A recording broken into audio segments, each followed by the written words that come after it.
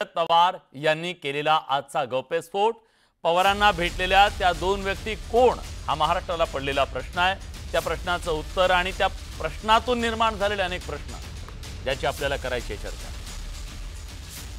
मंडळी, राहुल गांधींनी मतचोरीचा राजकीय बॉम्ब टाकला। निवडणूक आयोगाच्या निष्पक्षतेवर त्यांनी सवाल उपस्थित केला। त्यानंतर देशभरात एकच खळबळ उडाली। भाजपने मतांच्या चोरीच्या आरोपाला राजकीय शिरजोरी म्हटलं। आरोप प्रत्यारोप सुरू झाले। याच दरम्यान शरद पवार यांनी एक नवा बॉम्ब टाकला। शरद पवार म्हणाले की निवडणुकीच्या आधी मला दोन व्यक्ती भेटल्या। त्यांनी 288 जागांपैकी 160 जागा जिंकून देण्याची गॅरंटी दिली।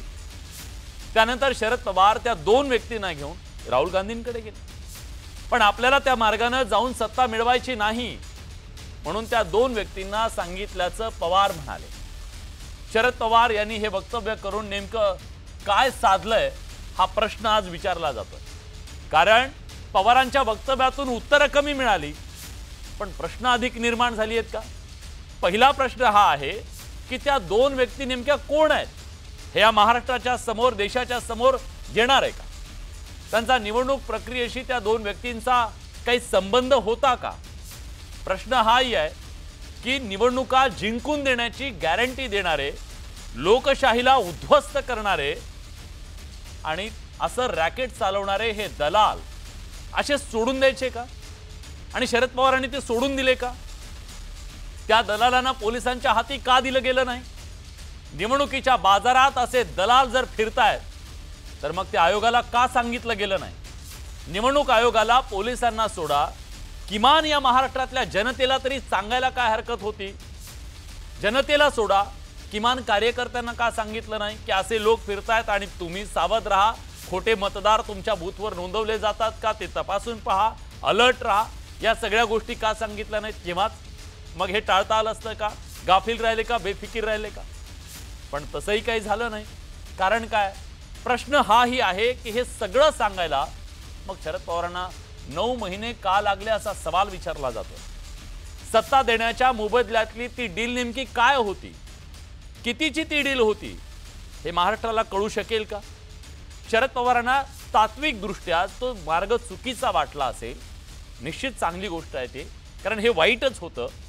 पण मग जी तात्विक दृष्ट्या वाईट वाटलं, नको होतं, ती गोष्ट घेऊन त्या लोकांना येऊन राहुल गांधींकडे का गेले? लोकशाहीला नख लावणाऱ्या अशा टोळ्यांसोबत बैठका करणं हेच किती गंभीर आहे।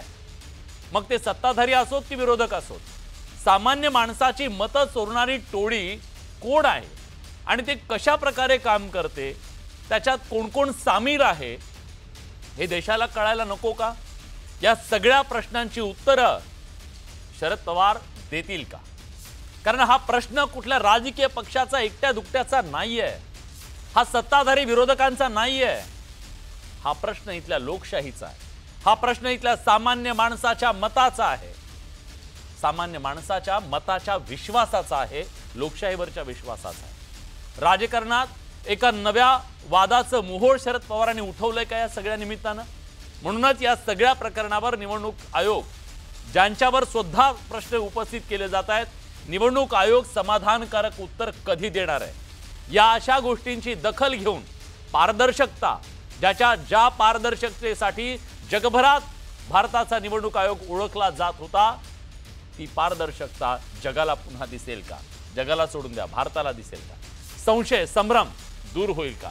सवाल अनेक आहेत। या चर्चेत सहभागी होण्यासाठी आपल्या सोबत आहेत भाजपचे सहमुख्य प्रवक्ते अजित चव्हाण, आपल्या सोबत आहेत राष्ट्रवादी शरदचंद्र पवार पक्षाचे प्रवक्ते राजापूरकरजी, आपल्या सोबत काँग्रेसचे प्रवक्ते बालाजी गाडे पाटील आहेत आणि नागपूर दैनिक लोकमतचे संपादक श्रीमंत माने सर सुद्धा या चर्चेत सहभागी झालेत।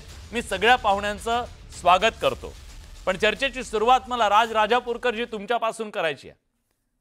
आज शरद पवारांनी एक मोठा गौप्यस्फोट केला आणि मी सांगायची हे गरज नाहीये की भारताच्या लोकशाहीच्या दृष्टीनं हे किती गंभीर आहे की या देशातल्या लोकशाहीला नख लावणारे, या देशातल्या लोकशाहीला उद्ध्वस्त करणारं एखादं रॅकेट फिरत असेल, राजकीय पक्षांच्या दारात जात असेल आणि डीलिंग करत असेल तर ते किती गंभीर आहे हे मी सांगायची गरज नाही, त्याचं गांभीर्य तुम्हाला सगळ्यांनाच आहे। मग प्रश्न आहे कधी येणार आहे ते सगळं समोर, का ते सांगितलं जात नाहीये? हे रॅकेट कुठं आहे, कोण आहे आणि त्या व्यक्ती कोण आहे?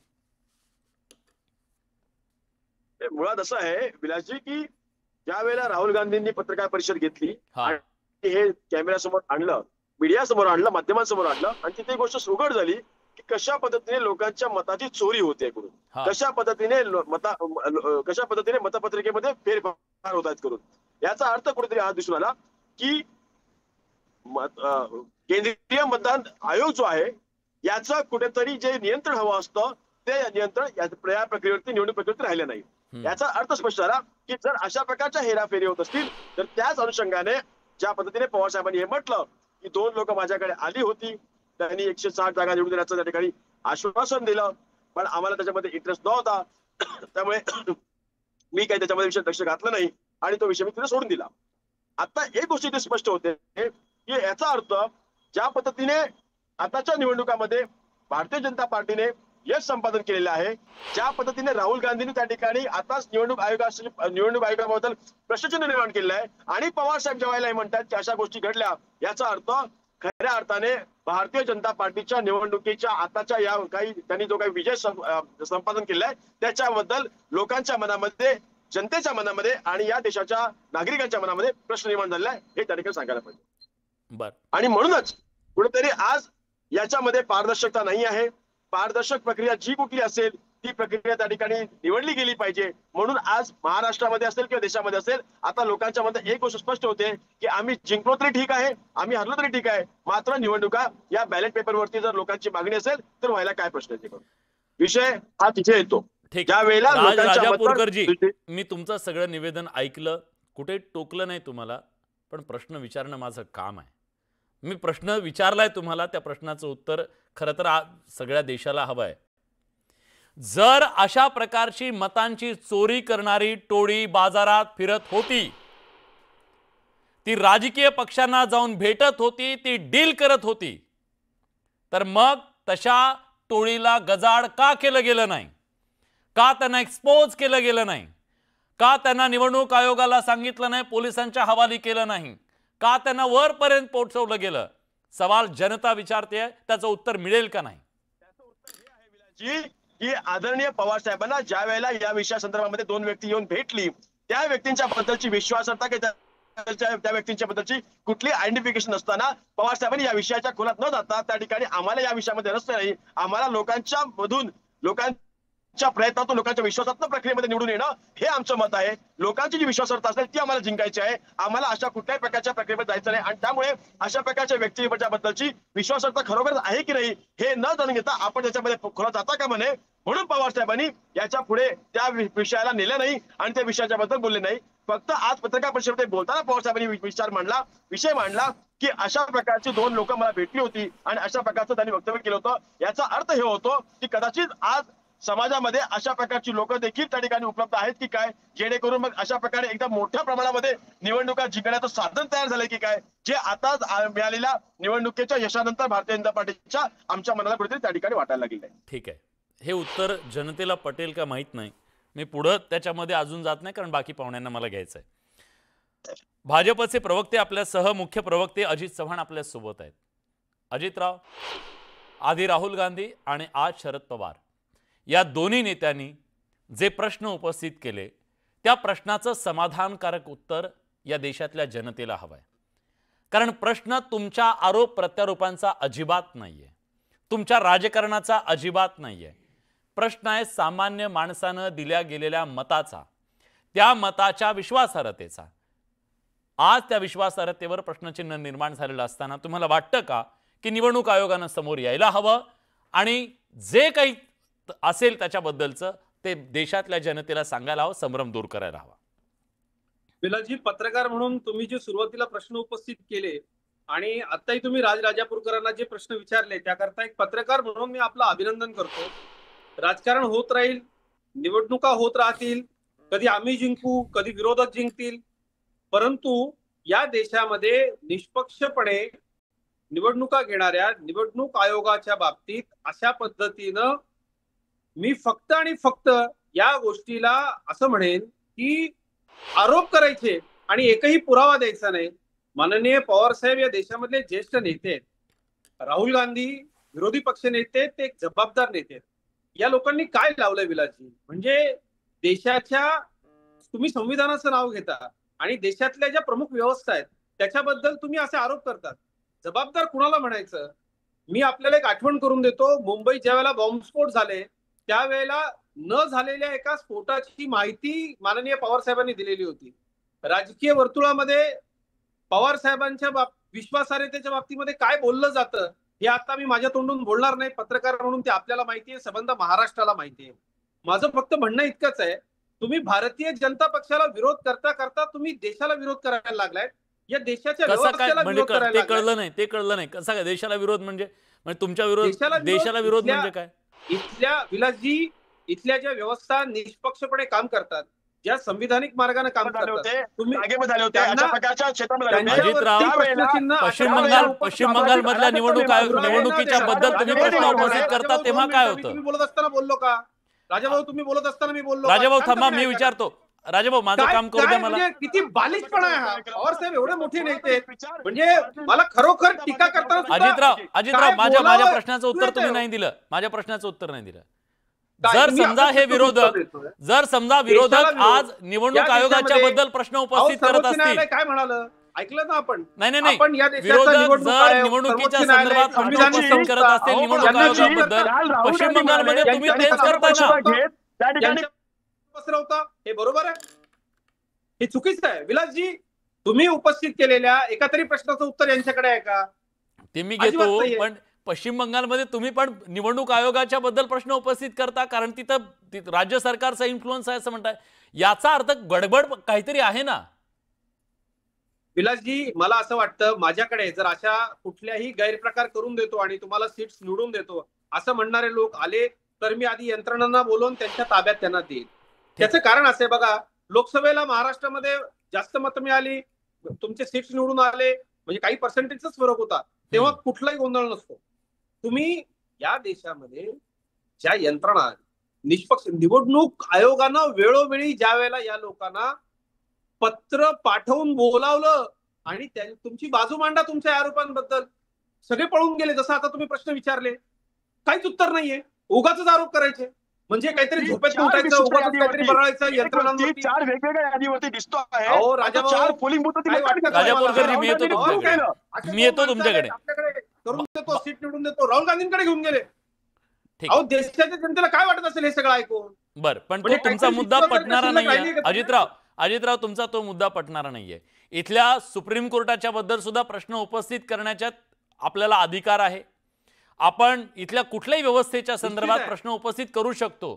त्यांच्यावर प्रश्न उपस्थित करणं म्हणजे आपण देशाच्या विरोधात आहोत ही मांडणी मान्य होऊ शकत नाही. पुरावे नाही, प्रश्न उपस्थित करू शकतो आपण. प्रश्न उपस्थित करू शकतो. प्रश्न विचारला, एक तरी उत्तर आहे का? बालाजी गाडे पाटील आपल्या सोबत आहेत. एक तरी बालाजीराव, मी उत्तर बालाजीराव, व्यवस्थेमधल्या प्रमुख गोष्टींवरती संभ्रम निर्माण करण्याचं वातावरण निर्माण करणं हा देशद्रोहच आहे. बालाजीराव, मी उत्तर दिलं विलासजी, स्पष्टपणे सांगतो, एकदम सांगतो की त्यावेळेला मुंबईमध्ये बॉम्बला झाले, ते हिंदू बाहुबल एरियामध्ये झाले होते. त्यावेळेला जाऊ द्या, बॉम्बस्फोटाचा विषय नाही. आता आपण फाटे फोडायला नको. काय होतं, बरेचदा आपण चर्चा एका मुद्द्याची असते आणि फाटे दुसरे फुटत राहतात. बालाजी गाडे पाटील आपल्या सोबत आहेत. बालाजीराव, राहुल गांधींनी काल जी पत्रकार परिषद घेतली परवा, त्या पत्रकार परिषदेच्या नंतर संपूर्ण देशात खळबळ उडाली आहे. तुम्हाला हे जाणवत असेल, सगळ्या माध्यमात सगळीकडे ती चर्चा आहे. पण जेव्हा शरद पवार म्हणतात की असे काही लोक आले होते जे इथल्या लोकशाहीला भगदाड पाडून नख लावून विजयी करण्याची गॅरंटी देणारे असे काही लोक आहेत, ते लोक आले होते डील करायला. अशा लोकांसोबत जर तुम्ही बैठक करत असाल, मी म्हणतो तुम्ही काही नाही केलेलं, बैठक, काय गरज आहे अशा लोकांसोबत भेटायची? अशा तुम्हाला भेटता येतं का? हे अशा लोकांसोबत भेटणं हे योग्य आहे का? विलासजी, सगळ्यात प्रथम तर मी दोन्ही प्रवक्त्यांचा ऐकलेला आहे आणि आपण जो प्रश्न विचारला त्याच्यावरती येतो. एक तर राजकारणामध्ये नेत्यांकडे अनेक लोक असंख्य विषय घेऊन येत असतात, पण माझा मूळ प्रश्न असा आहे की तुमच्या प्रश्नाच्या पलीकडे दडलेला, की ही जी लोक येत होती ती चुकीचीच होती, पण ह्या लोकांना जो आत्मविश्वास आला होता की आम्ही निवडणुकांमध्ये गैरप्रकार करू शकतो, घोटाळे करू शकतो आणि निवडणूक आयोग तशा प्रकारच्या आम्हाला संधी देतोय, हा विश्वास असल्याशिवाय ही लोक तिथपर्यंत आलेली नव्हती. हा त्याच्या मागचा गर्भितार्थ आपण महाराष्ट्रानं आणि देशातल्या सुजाण नागरिकांनी समजून घेणं तुम्ही तेव्हा देशाला का सांगितलं नाही? दलाल फिरतायत निवडणूक फिक्सिंग करणारे एक या देशामध्ये, तुम्ही सांगायला हवं होतं ना. नाही, या देशामध्ये पवार साहेबांनी आज सांगितलं, आज का सांगितलं ते कल्पना नाहीये. राहुलजींकडे आल्याच्या नंतर शरद पवार साहेब स्वतः म्हणतायत की राहुलजींकडे ज्यावेळेस ते आले त्यावेळेस राहुलजींनी सांगितलं अशा पद्धतीनं कोण हुडकून लावलं त्या पद्धतीनं. असंख्य लोक जेलमध्ये घालायला पाहिजे होतं. किती गंभीर गोष्ट आहे. बालाजी गाडे पाटील या देशाच्या लोकशाहीला विकत घेऊन देतो म्हणणारे लोक, मला सांगा तुमच्याकडे आता 1 किलो सोनं घेऊन चोर आले कोणी आणि त्या चोरांनी जर सांगितलं की मला पैसे द्या, आपण घेतो का ते सोनं? अजिबात नाही. त्या चोरांना काय करतो आपण? त्या चोरांना पोलिसांच्या ताब्यात देतो का नाही? तोतया लोक, अशा प्रकारचे तोतया वेगवेगळ्या प्रकारे निवडणुकांच्या काळामध्ये वेगवेगळ्या प्रचाराची आमिष दाखवत राजकीय पक्षांकडे ही लोक येत असतात. आणि अशा अनोळखी लोक होती, त्यामुळे तो विषय मला पवार साहेबांनी सांगितलंय की राहुलजींनी त्याला नकार दिला, आपण लोकांमध्ये जाऊ आणि लोकशाही मार्गाने लढू. मला मुद्द्यावरती यायचं की या लोकांना जो आत्मविश्वास आला तो निवडणूक आयोग हा चुकीच्या पद्धतीने काम करतोय, त्यामध्ये घोटाळा करायला संधी आहे हे त्यांना आत्मविश्वास आल्यामुळं ही लोक असे दलाल फिरतायत. सर मला यायचंय, भारतीय जनता पक्षाचे आदरणीय प्रवक्ते आमचे मित्र अजितजी असं म्हणाले की पुरावे कुठं आहेत?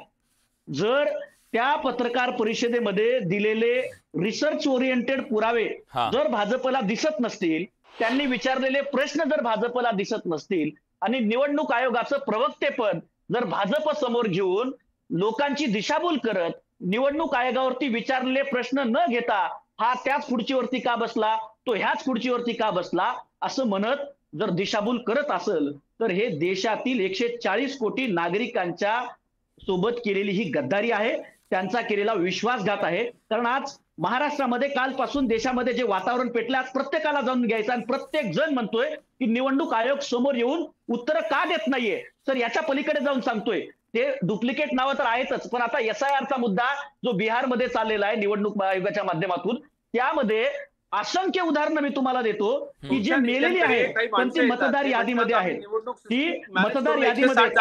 अजितजी मी तुमच्यामध्ये बोललो नाही. अजितराव मी विचारलं ते झाले माझं विचार आणि मी विचारणार आहे पुन्हा सुद्धा. प्लीज एक एक जण बोलूया, एक एक जण बोलूया. मी घेतो उत्तर. अजितराव मी घेतो, माझं काम आहे.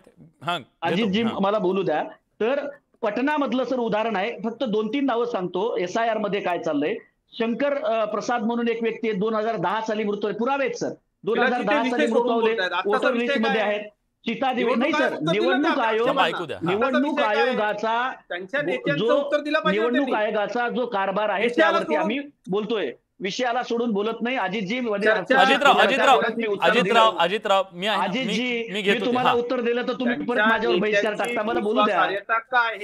अजितजी विश्वासार्हतेचा मुद्दा सगळ्या देशाला माहितीये, तुम्ही म्हणताय त्या पद्धतीनं. सीतादेवी 2021 साली मेल्या, त्यांच्या घरच्यांनी सांगितलं आमच्या घरचं मेलं, त्यांचं वोटिंग कार्ड आलेलं आहे. नवीन कुमार, असे असंख्य नावं जे पुराव्यानिशी समोर येत आहेत. तर याचाच अर्थ असा आहे की या देशामधला निवडणूक आयोग, तर मी तुमच्या प्रश्नावरती येतो विलासजी. अशा प्रकारे निवडणूक आयोगानं मतचोरी देशात भारतीय जनता पक्षासाठी केलेली आहे.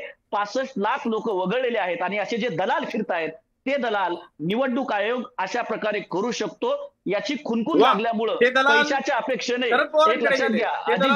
Ajitji let me complete please. Ajitji आणि हे ते निवडणूक आयोग भ्रष्टाचार मतांचा करतोय याचा विश्वास सगळीकडे गेल्यावर अजितराव थांबा, मला यावरती निवडणूक आयोग समोर काय येत नाहीये. बालाजी गाडे पाटील, बालाजीराव यस बघा, विलासजी बोला. मी काय आकडेवारी सांगतो, म्हणजे जी भाजपकडून दावा केला जातोय ती मी सांगतो तुम्हाला. तुम्ही अचानक वाढलेल्या मतदानाचा उल्लेख काल राहुल गांधींनी पण केला, याआधी सुद्धा सातत्यानं होतोय की लोकसभा आणि विधानसभेच्या मध्ये मतं वाढली आणि त्याचा गौडबंगाल आहे असं तुम्ही तो मुद्दा उपस्थित केला. भाजपनं त्याला उत्तर देताना असं म्हटलं, नागपूर उत्तर मतदारसंघामध्ये वाढलेले मतदार आहेत 23,421, तिथं निवडून आलेल्या उमेदवाराला मताधिक्य 28,467 आणि निवडून आलेला उमेदवार आहे तुमचा म्हणजे काँग्रेसचा. मुंब्रा कळवात वाढलेलं मतदान आहे 41,663, मताधिक्य आहे 96,228, निवडून आलेला पक्ष आहे शरदचंद्र पवार पक्षांचा गट म्हणजे जितेंद्र आव्हाड. खेड आळंदी वाढलेलं मतदान आहे 23,989, मताधिक्य 51,743, निवडून आलेला पक्ष आहे उद्धव ठाकरे गट. आता जर हे गौड बंगाल आहे सगळं, हे स्पेसिफिक तुम्ही सांगताय की सार्वत्रिक आहे, याच्याबद्दलचा संभ्रम पुन्हा निर्माण झालेला आहे. ज्या ज्या ठिकाणी भाजप जिंकलंय तिथंच गौड बंगाल झालेला आहे की जिथं भाजप हरलंय तिथंही घोटाळा झालाय असं तुमचं मत आहे? नाही, एक लक्षात घ्या की निवडणूक आयोगामध्ये हे निवडणुकांमध्ये जे काही झालेलं आहे हा एका प्रचंड मोठ्या कटाचा भाग आहे. त्यामुळं हे करत असताना, हा क्राईम करत असताना, हा अत्यंत परफेक्ट क्राईम हा करण्यात आलेला आहे, आपण लक्षात घेतलं पाहिजे. त्यामुळं अशा प्रकारची उदाहरणं देता येतील अशी काही उदाहरणं विविध मतदारसंघामध्ये त्यांनी ठेवलेली आहेत. त्यामुळेच आमचं म्हणणं आहे की निवडणूक आयोगानं समोर यावं आणि जे काही आम्ही मागितलेलं आहे ते समोर सांगावं. त्याला निवडणूक आयोग काय म्हणतोय, शपथपत्र द्या. तुम्ही सरळ सरळ आहे हे प्रश्नचिन्ह समोर येत असताना एकीकडे व्हिडिओ डिलीट करण्याचे आदेश दिले जात आहेत, त्यातनं अजून संभ्रम वाटतोय. मग हा निवडणूक आयोग कशाला घाबरतोय, कुणाच्या इशाऱ्यावरती चालतोय, एक छोटा लोकांच्या प्रश्न का देत नाही विलास? एक छोटा प्रश्न. एवढे गाडीवर पुरावे तुमच्याकडे आहेत. खरं तर गाडीवर पुरावे म्हटल्यावर त्यांना भाजपवाल्यांना वाटेल आमच्याबद्दल बोलतात. नाही, तुमच्याकडे सुद्धा गाडीवर पुरावे आहेत. आता गाडीवर पुरावे असताना तुम्हाला शपथपत्र द्यायला काय अडचण आहे? म्हणजे कायदेशीर काय अडचण आहे? उद्या आपल्याला हे अडकवू शकतात, आपल्यावर कारवाई करू शकतात, खोटं ठरलं, अडचण काय मला एकदा सांगा. म्हणजे मला मला या अडचणीच्या पलीकडे एक प्रश्न महाराष्ट्रातल्या जनतेला आणि भारतातल्या सगळ्या लोकांना सांगायचा आहे की इतके सगळे आरोप होत असताना आम्ही कसे आहोत आणि आम्ही साफसुथरे आहोत असं निवडणूक आयोगाला समोर जाऊन सांगायला अडचण काय? हा पण आमचा प्रश्न आहे की काय अडचण आहे? इतके असंख्य पुरावे निश्चय आलेले आहेत, सांगावं. आणि निवडणूक आयोग चुकीचं वागत असेल तर पुढे येऊन त्यांनी सांगावं. हे म्हणायला सरकारमधल्या लोकांना तरी नेमकी काय अडचण आहे? जे काय आहे ते दूध का दूध, दूध का पाणी का पाणी होऊ द्या ना. काय अडचण आहे? मी तिघांच्याही राजकीय भूमिका काय जाणून घेतल्या. मला याचं विश्लेषण करायचं आहे म्हणून मी श्रीमंत माने सरांकडे जातोय. माने सर, शरद पवार यांनी केलेलं हे स्टेटमेंट तुम्हाला इतकं साधं सरळ सोपं वाटतं का? एक, शरद पवारांना या आजच्या गौप्यस्फोटातून नेमकं काय अधोरेखित करायचंय? प्रश्न क्रमांक 2, शरद पवारांनी आजच्या या वक्तव्यातून नेमकं काय साधलंय? हा एक मुद्दा. आणि सगळ्यात महत्त्वाचं म्हणजे शरद पवारांनी प्रश्नाचं उत्तर देण्याऐवजी अनेक प्रश्नांचा गोंधळ उडवून दिलाय का? तुमचं काय मत आहे? मागापासून विलास मी जी चर्चा ऐकतोय ना तर त्याच्यामध्ये काही गमतीचे भाग आहेत. एक तर शरद पवारांचं जे आजचं जे काही त्यांनी गौप्यस्फोट केलाय, जे काही बोललेले आहे त्याचा निवडणूक आयोगाशी काहीही संबंध नाही. पहिला भाग, कारण त्यांनी त्यांच्याकडे आलेली माणसं वगैरे मग त्यांनी राहुल गांधींकडे पाठवलंय, त्यांची बैठक झाली वगैरे असे त्याचे तपशील दिलेले आहेत, त्या लोकांची नावं सांगितली आहेत. हा पहिला भाग. दुसरा भाग असा आहे की त्याच मिड द प्रेसमध्ये त्यांनी राहुल गांधींचं खूप कौतुक केलं ते परवाच्या प्रेझेंटेशनचं. आणि आणखी एक गोष्ट ते बोलले आहेत, जो राष्ट्रवादी काँग्रेसच्या 2 गटांमधल्या समेटाचे वगैरे जे चर्चा सुरू होत्या, ज्याच्यावर आपणही चर्चा केली होती, त्या अनुषंगाने की आम्ही विचारधारेवरती चालणारे आहोत, आम्ही जिथं भाजप असेल तिथं आम्ही काही उभे राहणार नाही वगैरे. एकूण सूर मला जो दिसतोय तो असा आहे की परवा राहुल गांधींनी घेतलेली प्रेस कॉन्फरन्स ही गंभीर बाब आहे आणि ती थेट निवडणूक आयोगाशी संबंधित आहे. निवडणूक आयोगाची विश्वासार्हता, निवडणूक आयोग ही कॉन्स्टिट्युशनल बॉडी आहे, ते स्वतंत्र आणि निष्पक्ष असायला पाहिजे, ते घटनात्मक संस्था आहे, तिच्या विश्वासार्हतेवरती प्रश्न उपस्थित केलेले आहेत. शरद पवारांनी आज असं बोलताना सांगितलं की तेव्हा निवडणूक आयोग असं काही करेल तेव्हा निवडणूक आयोगाच्या भूमिकेबद्दल मला तेव्हा काही शंका नव्हती आणि त्यामुळे मी ते गंभीरपणे घेतलं नाही, असं त्यांनी त्याचा युक्तिवाद केलेला. खरं तर तुम्ही सुरुवातीला जे प्रश्न विचारले होते त्या प्रश्नाच्या अनुषंगाने जेव्हा असे लोक त्यांना भेटले, अनेक लोक भेटतात वगैरे ते सगळं ठीक आहे, पण जेव्हा असे लोक भेटले की जे महाराष्ट्रातल्या 288 पैकी 160 जागांची गॅरंटी देत आहेत, त्यावेळेला ती माहिती त्यांनी निवडणूक आयोगाला आणि संबंधित यंत्रणेला सगळ्यांना त्यांनी ती द्यायला पाहिजे होती. ही अपेक्षा नक्की व्यक्त आहे. आता जो याच्यातला जो तुम्ही जे म्हटलं की हे इतकं सरळ सरळ आहे का, खरं तर राहुल गांधींचं कौतुक करणे किंवा इंडिया आघाडीच्या एकूण स्टँड असतील त्या स्टँडच्या अनुषंगानेच सांगणे असं काही सरळ सरळ गेल्या जेव्हापासून इंडिया आघाडी स्थापन झाली तेव्हापासूनच काही नाही आहे. म्हणजे पवारांच्या संदर्भातलं, म्हणजे ते अदानी संदर्भातल्या भूमिका असतील किंवा आणखी काय असेल, त्यामुळं राहुल गांधींच्या एकूण त्यांच्या पत्रकार परिषदेमुळे निर्माण झालेलं जे काही गांभीर्य आहे आणि त्या प्रश्नाचं म्हणजे एकूण जे स्वरूप आहे, त्याला त्यांनी ऍटम बॉम्ब वगैरे असा शब्द वापरलाय, तर ते थोडं डिस्ट्रॅक्ट झालंय. आता हे जाणीवपूर्वक केलंय का आपण नाही म्हणू शकत, परंतु नक्कीच म्हणजे किंबहुना आपल्याला पण आज त्यांनी संधी दिली की जे घडलंय त्याच्याऐवजी जे घडलंच नाहीये त्याच्याबद्दल चर्चा करण्याची.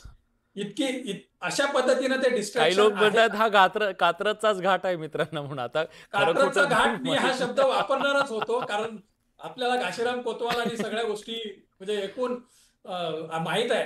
पण ते डिस्ट्रॅक्शनचा हेतू आहे का, आणि जर असेल तर तो साध्य झाला असं पण म्हणता येईल. अर्थात त्यांनी जे काही म्हटलंय त्याला अजून कुणी निवडणूक आयोगाने किंवा कुणी गंभीरपणे त्याला अजून काही रिस्पॉन्ड केलेलं नाही, जसं राहुल गांधींना रिस्पॉन्ड केले तशा पद्धतीचं.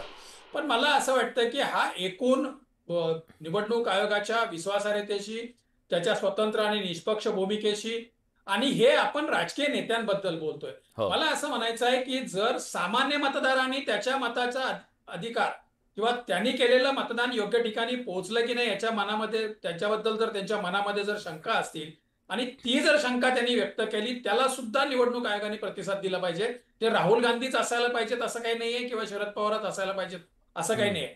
तर हे एकूण मामला खूप गंभीर आहे.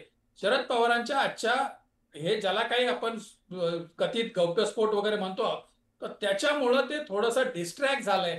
आणि ते डिस्ट्रॅक्शन जे आहे ते त्यांनी राहुल गांधींचं कौतुक करण्यापासून तर आयडिओलॉजिकल फाईटचा उल्लेख करण्यापासून अनेक गोष्टी अशा आहेत की ज्याच्यामुळे ते डिस्ट्रॅक्शन होत आहे.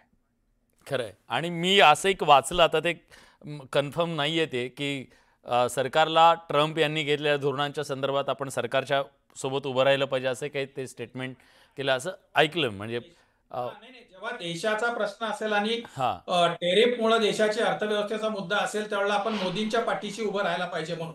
राजापूरकरजी त्याच्याबद्दल सांगेल, कारण ते स्वतः तिथं होते. ते राजापूरकरजी, माझं एवढंच म्हणणं की ज्या वेळेला ही दोन लोक भेटली अशा बाबतीतलं वक्तव्य आज पवार साहेबांनी जे केलं, आणि तुम्ही जेव्हा म्हणता की पवार साहेबांनी तेव्हा काय सांगितलं नाही, तर विषय माझा एवढं आहे की देशाची न्याय व्यवस्था असेल, देशाची निवडणूक आयोग असेल, याच्याबद्दलची जी विश्वासार्हता आहे ती गमावली जाता का म्हणे. तुम्ही त्या विश्वासार्हतेबद्दल बोलताय, तुमचं कौतुक आहे. विरोधक म्हणतात शरद पवार साहेबांच्या विश्वासार्हतेबद्दल काय आहे, कारण पवार साहेबांनी तर याच्या आधी एक वक्तव्य केलेलं होतं. तुम्ही थोडं जाऊन बघा मागे. पवार साहेब असं म्हणाले होते की इकडे एका पक्षाला मतदान केल्यानंतर दुसऱ्या पक्षाला तिकडे मतदान मिळतंय, हे मी डोळ्याने बघितलंय. अशा प्रकारचं एक स्टेटमेंट आहे, वाटल्यास मी तुम्हाला पाठवत होते. हे भाजपचे नेते तर म्हणतात पवार साहेबांच्याच विश्वासार्हतेवर प्रश्न आहे आम्हाला. मी माझं बोलणं कम्प्लीट एवढंच करतो की त्यावेळेला जेव्हा म्हटलं साहेबांनी आजच्या दिवशी पत्रकारांपेक्षा, मी स्वतः होतो, मी नागपूरला होतो, तर त्यावेळेला त्यांनी जे म्हटलं, त्यांनी हे म्हटलं की दोन लोक मला भेटली होती, पण ही दोन लोक तर कोण आहे मला भेटले असतं तर मी त्याच वेळेला म्हटलं असतं तर या देशामध्ये निवडणुका होत्या, अराजकता माजली असती, विश्वासार्हता जी निवडणूक प्रक्रियेवरती असते ती गमावली गेली असती. हे होता का म्हणे. त्यामुळे पवार साहेबांनी त्यांना नाकारलं. मला याच्यामध्ये इंटरेस्ट नाही. आपण चोर फिरत होते बाजारात चोर, मत चोरी करणारे चोर बाजारात फिरत होते, तर त्याच्याबद्दल अलर्ट करणं, जागते रहो हे सांगणं हे गरजेचं होतं का नाही, असं कसं म्हणताय तुम्ही. मग विलाजी तुमचं म्हणणं आहे का की मतांची चोरी झाली आहे का? मग तुमचं म्हणणं आहे का अशा लोकांनी असं हेराफेरी केली आहे का? म्हणणं आहे कोणी वापर केलाय का? कुठल्या पक्षाने याचा उपयोग करून घेतलाय का असं तुम्ही म्हणताय का विलाजी? माझं म्हणणं एवढंच आहे की पवार साहेब तुम्ही म्हणाला, मी कशाला म्हणायला पाहिजे, तुम्ही म्हणा तुम्हाला काय म्हणायचं ते. आले होते त्यांच्याकडे पाठवलं होतं आणि आता 9 महिन्यांनंतर याचं उत्तर देशाच्या जनतेला दिलं पाहिजे. नाहीये, मी फक्त एवढंच म्हटलं की पवार साहेबांनी त्यावेळेची जी विश्वासार्हता होती ती राखली गेली पाहिजे. राजाभाऊ, त्यावेळेला काय सांगितलं आज बोलताय. तुमची विश्वासार्हता धोक्यात आहे, कुछ करो. तुम्हाला आमचं विश्वासार्हता धोक्यात नाहीये. खतरे में है, ज्या पद्धतीनं आमची विश्वासार्हता धोक्यात नाहीये, आमची विश्वासार्हता कायम आहे. आजही पवार साहेब यशवंतराव चव्हाणांच्या झालेल्या अपमानाचा बदला घेत आहेत. कशी थोडी थोडी करून काँग्रेस संपवता येईल हे माननीय शरद पवारांकडे पाहून आम्हाला शिकता येतं, हे लक्षात घ्या. त्यांनी खरी काँग्रेस संपवली आणि त्यांना अचानक राहुल गांधींच्या उमाळे येतात, राहुल गांधींचं कौतुक करतात. अहो दोन माणसं कोण येऊन भेटली राष्ट्रीय नेत्यांना? आमच्याकडे कार्यालयामध्ये प्रत्येक व्यक्तीचं रेकॉर्ड असतं, नेत्यांना कोण भेटलं, काय त्यांनी चर्चा केली, तुमच्याकडे नाहीये. विचारलात तुम्ही राहुल 9 गांधींनी महिन्यानंतर प्रेझेंटेशन मध्ये रेस केलेल्या मुद्द्याचं उत्तर हे सगळं निवडणूक हास्यास्पद आयोगाने आहे. दिलं का जो नाही तुमचं दिलं. ठीक आहे, ठीक याचा आहे. अर्थ मला तू नको आहे, मला तू नको. माने सर प्लीज मी दोघांनाही थांबवतोय. माने सर, भारतीय जनता हा प्रश्न अतिशय गंभीर आहे. मी दोघांनाही सांगतो, हा प्रश्न आज राज्यातल्या कानाकोपऱ्यातून जे मेसेज येत आहेत, अजितराव प्लीज अजितराव मी थांबवतोय. राज्यातल्या कानाकोपऱ्यातून सोशल मीडिया पासून सगळीकडून आज मेसेज येत आहे. सोशल मीडियावरच्या कमेंट वाचा. सगळ्या राजकीय पक्षांना आव्हान आहे. त्या सगळ्या कमेंटमध्ये एक प्रकारची काळजी आहे, एक प्रकारची भीती आहे, एक प्रकारचा संभ्रम आहे सामान्य माणसाच्या मनामध्ये. तुम्हा सगळ्या राजकीय पक्षांची ती जबाबदारी आहे. सामान्य माणसाच्या मनातला तो संभ्रम दूर झाला पाहिजे. माने सर, मला तुम्हाला हे विचारायचं आहे, आता आरोपाची सुई निवडणूक आयोगावर आहे, आरोपाची सुई सत्ताधाऱ्यांवर आहे आणि विरोधक सुद्धा आता आरोपाच्या त्याच्यात आलेले आहेत. सगळ्यांची जबाबदारी आहे का, की सगळ्यांनी एकदम स्पष्टपणे सांगितलं पाहिजे, आपापली बाजू क्लिअर केली पाहिजे?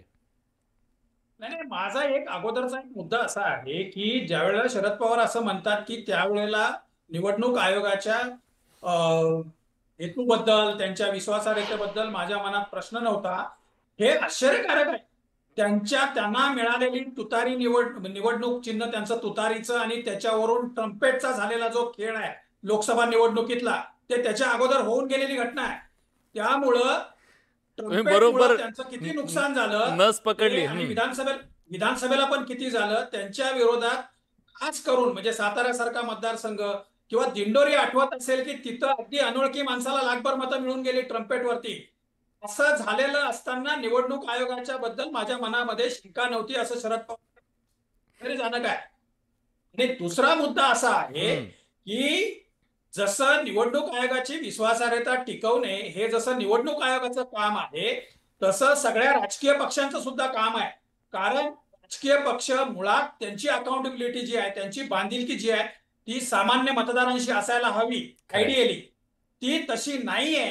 आपण निवडणुकांमध्ये काहीतरी गेम करून निवडून येऊ शकतो. आता आपण ज्या पद्धतीच्या चर्चा ऐकतो आहोत किंवा परवाच्या राहुल गांधींच्या प्रेस नंतर जे काही झालेलं आहे, अनेक गोष्टी अशा समोर येत आहेत. आणि मी त्याच्या पलीकडचं सांगतो तुम्हाला, आपल्याकडं या पद्धतीनं अनोळखी व्यक्तींनी, अज्ञात व्यक्तींनी ऍपचा वापर करून मतदार यादीत काहीतरी गडबड केली अशा पद्धतीची, म्हणजे चंद्रपूर जिल्ह्यातल्या राजुरे मधलं तर स्पष्ट उदाहरण आहे, ज्याच्यामध्ये तहसीलदाराच्या तक्रारीवरून तिथं गुन्हा दाखल झालेला आहे. अशा राज्यात एक काही 7-8 घटना त्यावेळेला घडलेल्या आहेत की या पद्धतीनं ऍपचा वापर करून काही मतदार उडवण्यात आले आणि काही नवे मतदार ऍड करण्यात आले अशा पद्धतीचा. त्यामुळं सत्ताधारी, विरोधी पक्ष या सगळ्या राजकीय पक्षांची सुद्धा तितकीच जबाबदारी आहे. अगदी खरं आहे. आपल्या निवडणुका घेणाऱ्यांची सुद्धा विश्वासार्हता टिकवणे आणि या व्यवस्थेबद्दलचा विश्वास टिकवून ठेवणे. कारण या मतावर असलेल्या विश्वासावरती या देशाची 140 कोटींची लोकशाही उभी आहे. आणि त्या विश्वासाला जर तडा गेला तर तो तडा लोकशाहीला असू शकतो, याचं गांभीर्य सगळ्यांनी बाळगणं गरजेचं आहे. त्यामुळे सामान्य माणसाच्या मनातला संभ्रम दूर होणं गरजेचं आहे. त्यामुळे आशा करूया या पुढच्या काळात हे धुरकं जे आहे ते बाजूला होईल आणि दूध का दूध पाणी का पाणी. आज या चर्चेत आपण सगळेजण आलात, आपली भूमिका मांडली, त्याबद्दल सगळ्यांचे मनापासून आभार. या चर्चेत आपण इथेच थांबतो. धन्यवाद.